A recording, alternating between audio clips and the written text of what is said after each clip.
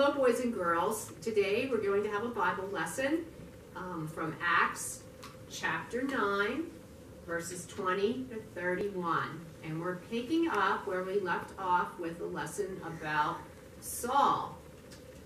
And when he was on his way to Damascus, the city of Damascus, to arrest Christians, and if you remember, Jesus spoke to him through a great light, and Saul was blinded, and he went into the city, was led in there, and then later Ananias came to him and prayed over him, and Saul was healed, and then he became a believer and was baptized. And it tells us in the Bible that not long after Saul was baptized, he went out into the city of Damascus and began preaching about Jesus to everyone he could find. He was so excited. And you can imagine the surprise of everyone in the city, because they knew who Saul was, and they knew that he didn't like Christians. He hated Christians, and he wanted to arrest them and throw them in jail. But here he is now preaching and wanting people to become Christians. He loves Jesus now. So the people who were Christians, they were probably kind of scared of him at first and not sure if this was a trick.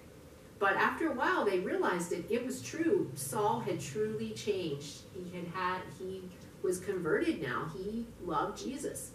But the Jewish leaders who didn't want people believing in Jesus, they became very angry because Saul had come there to help them get rid of the Christians, and now he is helping more people to become Christians. So they got really mad, and they decided they wanted to kill Saul.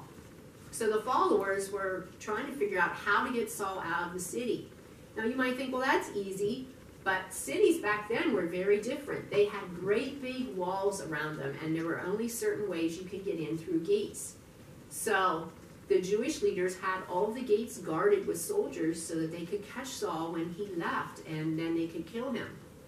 So the followers had to come up with a plan, and they came up with a really good plan. They used a great big basket to lower Saul down over the wall so that he could get out of the city.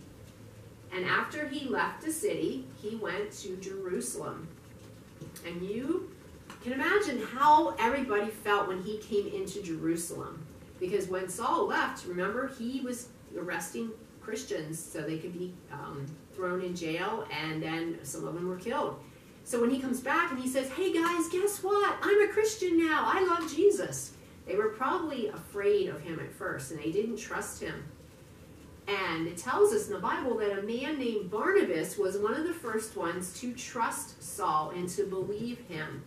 And he kind of took him in, and he listened to what Saul had to say, and he realized that Saul was telling the truth and that he truly had changed. So Barnabas then became the one who took Saul in to meet with the Christians, and he stood up for Saul. He said, listen, we got to listen to this man. He is truly telling the truth now. He does love Jesus, and he wants to tell other people about Jesus. So it tells us that in Jerusalem, Saul went around and spent a lot of time preaching about Jesus, and many, many people believed that Jesus was the Son of God, and they became Christians. But, of course, because he was preaching, the Jews in the city wanted him killed. So Saul had to run again for his life, and they sent him away to another place to kind of hang out for a while, and so he could be safe.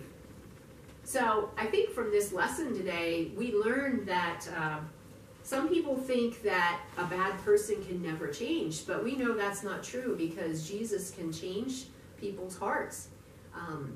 And when people believe in Jesus, no matter what they've done, they can ask for forgiveness, and Jesus will forgive them, and they can be changed and become a new person.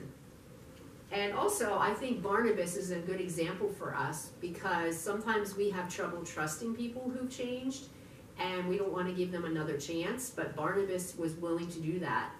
And because he did that, they became, later we're going to find out, they become partners in missionaries. They get to be missionaries and go into the world and tell all kinds of people about Jesus. So that is all for today, boys and girls, and join us again next time for more stories with Miss Christine and Betsy. Bye now. Bye.